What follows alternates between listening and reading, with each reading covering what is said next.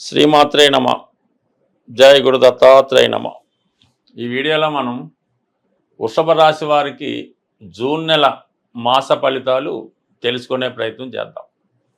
మరి వృషభ రాశి వారికి ధనం సంపాదించే మార్గాలు ఈ నెలలో ఏ విధంగా ఉన్నాయి, అలాగే వారు ఏ ప్రయత్నం ద్వారా జీవితంలో విజయం సాధించడానికి ఈ నెలలో మీకు అవకాశాలు ఉన్నాయి అన్న విషయాన్ని మనం పరిశీలిద్దాం.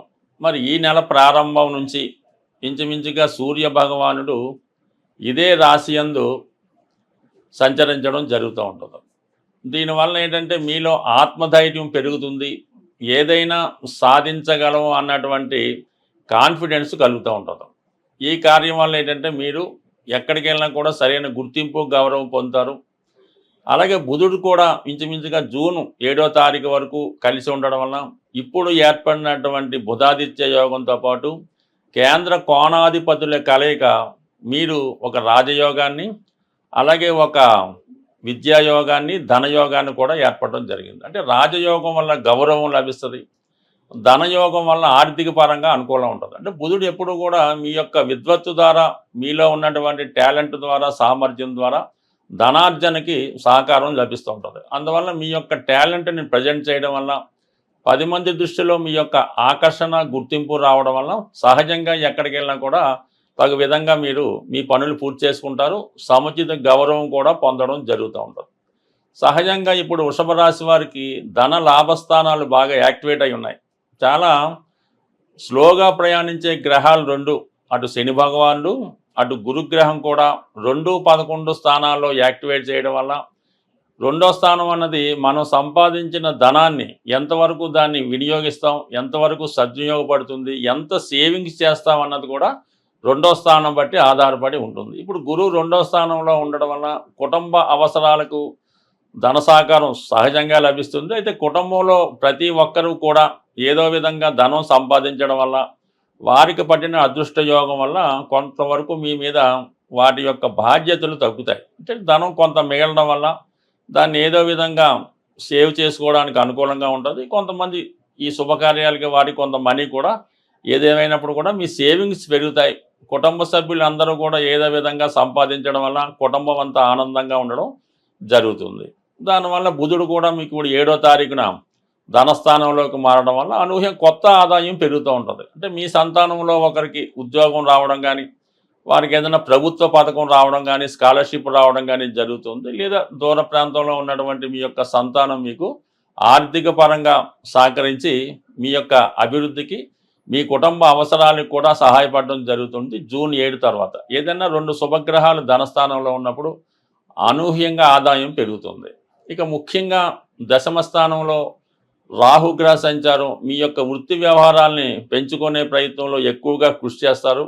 మీరు ఏ సంస్థలో అయితే ఉద్యోగం చేస్తున్నారో ఆ సంస్థని అభివృద్ధి పరిచే ప్రయత్నంలో కొత్తగా మీ యొక్క తెలివితేటలు దానిలో ఇంప్లిమెంట్ చేసి ఆ సంస్థ యొక్క పేరు నిలబెట్టడానికి చాలా వరకు ప్రయత్నం చేయడం జరుగుతుంది. దానికి ప్రతిఫలంగా మీకు కూడా ఆదాయం కూడా పెరిగి సహజంగా అంటే కొన్ని సందర్భాల్లో ఎక్కువ తక్కువ ఆదాయం కాకుండా స్థిరమైనటువంటి ఆదాయం శని భగవానుడు ఇవ్వడం జరుగుతుంటుంది. మనకి నెలకు 3 లక్షలు అంటే కరెక్ట్గా 3 లక్షలు ఇవ్వడానికి శని భగవానుడు మీ యొక్క కష్టాన్ని బట్టి రావడం జరుగుతుంటుంది. కాబట్టి మొత్తం మీద ఈ లాభస్థానం యాక్టివేట్ అవ్వడం వల్ల సమయానికి ఏదో విధంగా ధనం రావడం కూడా జరుగుతుంది. బట్ ఏంటంటే శని మీకు యోగకారకుడు, అష్టమ భాగ్య రాజ్యాధిపతులుగా కంప్లీట్గా మీకు మంచి ధనయోగాన్ని కల్పించడం జరుగుతుంది. సహజంగా 3వ స్థానంలో కుజగ్రహం కొంత ధైర్యాన్ని, ఏదైనా సాధించగలం అన్న ధీమాన్ని ఇవ్వడం జరుగుతుంటుంది. అయితే మనకి ఈ జూన్ 6వ తారీఖున కుజుడు 4థ స్థానంలో ప్రవేశిస్తున్నాడు.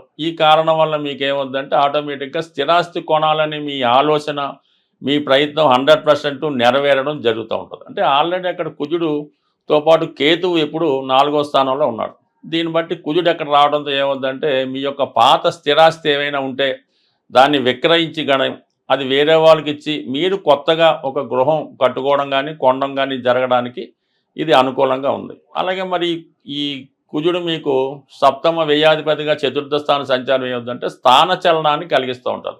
తప్పనిసరి పరిస్థితుల్లో కొత్త ఇంట్లోకి మారేవాడు కొత్త ఇంట్లోకి మారుతారు, కొత్త ఇల్లు కొనుక్కోవడం, కొత్త ఉద్యోగం, అలాగే కొత్త ప్రాంతానికి మారడానికి కూడా ఈ కుజుడు మీకు సహకరించడం జరుగుతుంది. అలాగే భూముల మీద, స్థిరాస్తుల మీద ఉన్నటువంటి సమస్యలు పరిష్కారం అవుతాయి.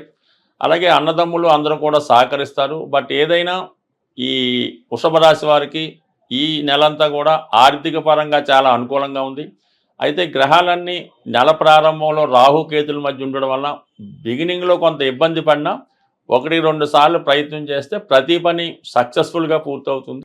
ఏదైనా ఈ జూన్ నెలలో ధనాన్ని, అదృష్టాన్ని ప్రసాదించే గురు గ్రహం మౌఢ్యంలోకి వెళ్ళడం జరుగుతుంది. అంటే ఇంచుమించుగా మనకి జూన్ 10వ తారీఖు నుంచి జూలై 8వ తారీఖు వరకు కూడా ఈ గురు మౌఢ్యం అన్నది ఏర్పడడం జరుగుతుంది. దాని శుభకార్యాల మాట పక్కన పెట్టిన మనీ రొటేషన్ అన్నది చాలా వరకు తగ్గిపోవడం జరుగుతూ ఉంటుంది. ప్రతి ఒక్కరికి కూడా ఆర్థిక పరమైనటువంటి టైట్ ఏర్పడుతూ ఉంటుంది. అంటే సమయానికి మనకి రావాల్సింది రాకపోవడం జరుగుతూ ఉంటుంది. సో ఏదైనా ఏ గ్రహమైనా మనకి అనుకూలమైనటువంటి ఫలితం ఇవ్వాలంటే ఆ పరమేశ్వరుని యొక్క అనుగ్రహం తప్పనిసరిగా ఉండాలి. అంటే శివుడు అభిషేక ప్రియుడు అవడం వల్ల శివునికి ఈ సమయంలో మనకి ధనాన్ని ఇచ్చే కొన్ని పరిహారాలు తెలుసుకుందాం. అందులో ముఖ్యంగా శివునికి ఈ మారేడు దళములు సంపాదించి అవి నీటిలో వేసి ఆ జలంతో అభిషేకం చేయవలసి ఉంటుంది. అంటే మారేడు దళములు వేసినటువంటి వాటర్తో అభిషేకం చేయాలి. దాని తర్వాత ఏంటంటే రుద్రాక్షలు కొత్తవి తెచ్చి నీటిలో నానబెట్టి ఆ జలంతో అభిషేకం చేయడం వల్ల ఎంతటి కష్టమైనా పోతుందన్నమాట. ఆఖరికి పెద్ద క్రైమ్ అయినా పోతూ ఉంటుంది. దాని తర్వాత జనరల్గా ధనం కొరకు చెరుకు రసంతో అభిషేకం, లేదా ఆవు పెరుగుతో అభిషేకం, లేదంటే అరటిపళ్ళు గుజ్జుగా తయారు చేసి వాటి యొక్క అరటిపళ్ళు యొక్క పానకంతో అభిషేకం చేయొచ్చు.